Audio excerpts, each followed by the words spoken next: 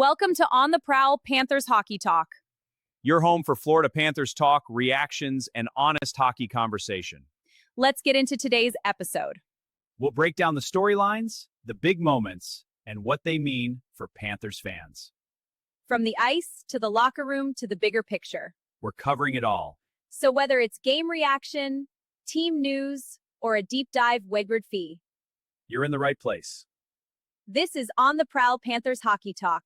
I am looking at a spreadsheet right now that, honestly, it mathematically feels like a misprint. Yeah, it's pretty staggering when you actually look at the numbers. Right. I mean, by December 1st of the 2025 season, the Florida Panthers had lost more man games to top 6 forwards and top 4 defensemen than they did in the entirety of their previous 3 seasons combined. Which is just a massive statistical anomaly. It really is. It completely dismantled a Stanley Cup contender before the calendar even flipped to a new year. So welcome to On the Prowl Panthers Hockey Talk. Glad to be here. Today we are doing a deep dive into the Florida Panthers 2025 season, just trying to figure out what actually transpired. And there's a lot to get through. Oh, absolutely. We've pulled together a huge stack of sources today. Season postmortems, internal roster data, team notes. The mission here is to strip away the emotion. Was this season just doomed from the very start, or did it slowly, agonizingly fall apart because of a staggering pileup of major injuries? Well, the prevailing narrative is that they just had a streak of bad luck. Right. But I brought you in, our lead hockey strategist, because when you look at the tape, this wasn't just a string of isolated events. It looks more like a devastating chain reaction. Yeah, exactly. It was a systemic failure triggered by extreme structural stress. When we examine the timeline, we see that the losses weren't just piling up because of missing talent. Right.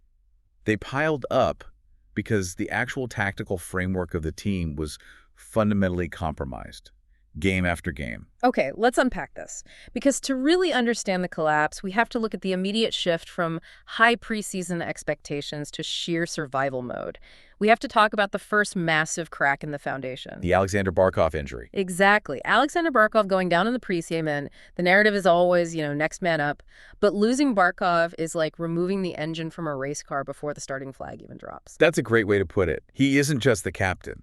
He's the ultimate stabilizing force. I mean, the numbers back that up, right? Oh, totally. Yeah. Losing a premier two-way player like that forces the entire lineup to shift. It ruins your matchups, your defensive structure, face-offs, special teams, everything. You have your second-line center suddenly taking defensive zone face-offs against guys like Nathan MacKinnon. Which is just a nightmare scenario. Right. And your third-line center is suddenly forced into heavy, grinding minutes. It's a brutal trickle-down effect. But, I have to push back a little bit here. A great organization should be able to survive one major injury, right? Even to their captain. Was Barkov's absence really enough to sink them completely? Well, you are right that one injury shouldn't crater a franchise, but they didn't just lose Barkov. That was merely the first blow. Ah, right. The second shoe to drop. Exactly. Almost simultaneously, they lost Matthew Tkachuk to a complex surgery, keeping him completely off the ice until December. Which fundamentally alters the way opponents play against Florida. What's fascinating here is how these two specific absences compounded each other. Barkov provides the structure, but Matthew provides the team's emotional engine. Yeah, that attitude.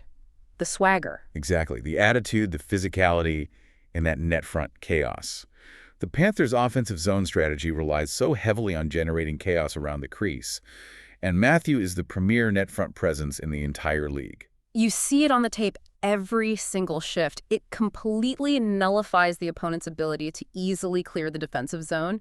So missing 2 identity players is an absolute nightmare. Completely devoid of their 2 most important identity players right out of the gate. But the real tragedy of this 2025 campaign, it's what happened to the players who were actually left on the ice. The injury avalanche. Yeah, exactly. It wasn't just the initial shock of losing those 2. It was a sheer volume of injuries that just destroyed the team's structural integrity. It was an absolute wave after wave. The insane number of soft tissue injuries, awkward collisions. It wasn't just bad luck once. Right. It was a compounding effect.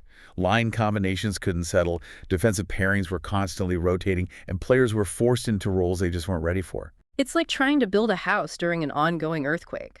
Every time you pour the foundation, the ground shifts again. That is exactly what the coaching staff was dealing with. They spent the entire season duct taping the roster together rather than actually building a rhythm. The emotional toll of that is massive.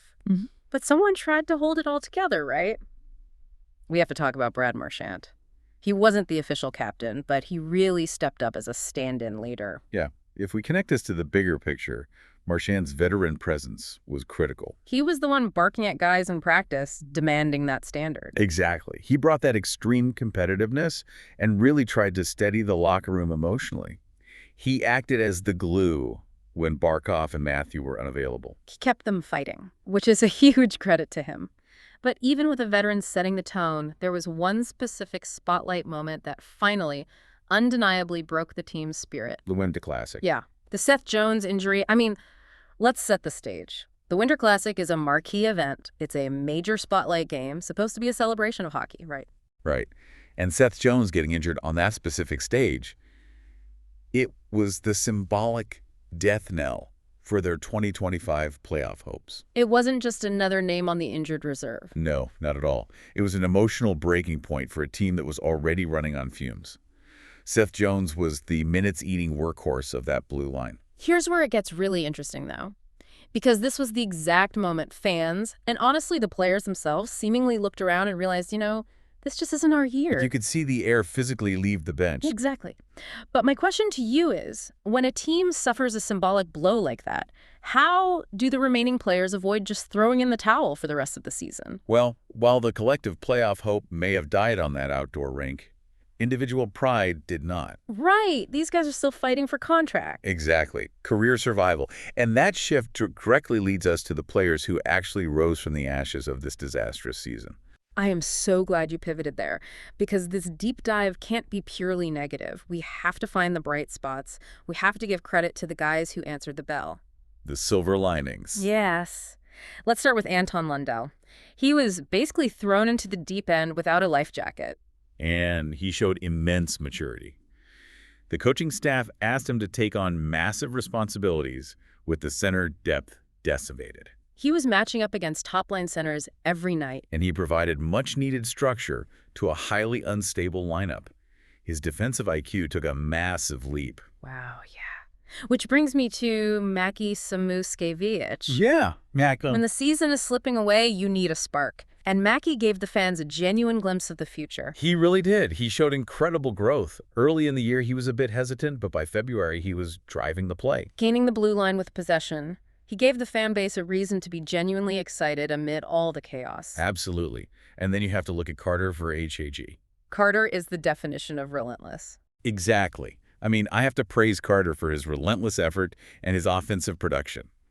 The team was emotionally drained, but he proved himself as a player the fans could absolutely count on to keep battling. He wasn't cheating for offense. He was playing honest, hard-nosed hockey. Which is so crucial, and this raises an important question. What's that? How a completely lost season can actually forge the next generation of core players.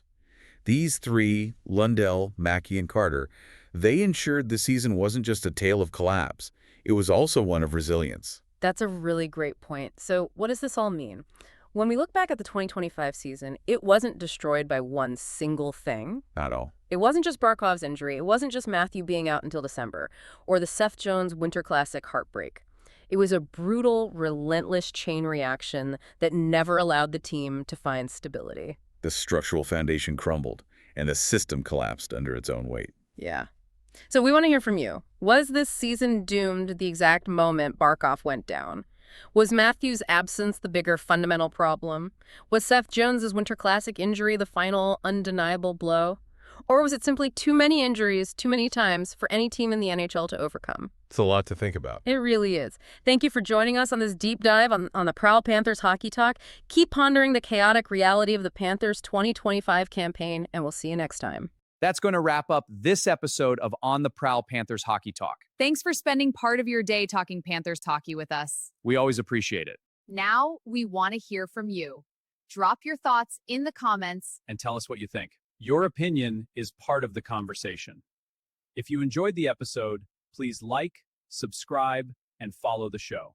We'll be back with more Panthers talk very soon. And as always, stay on the prowl.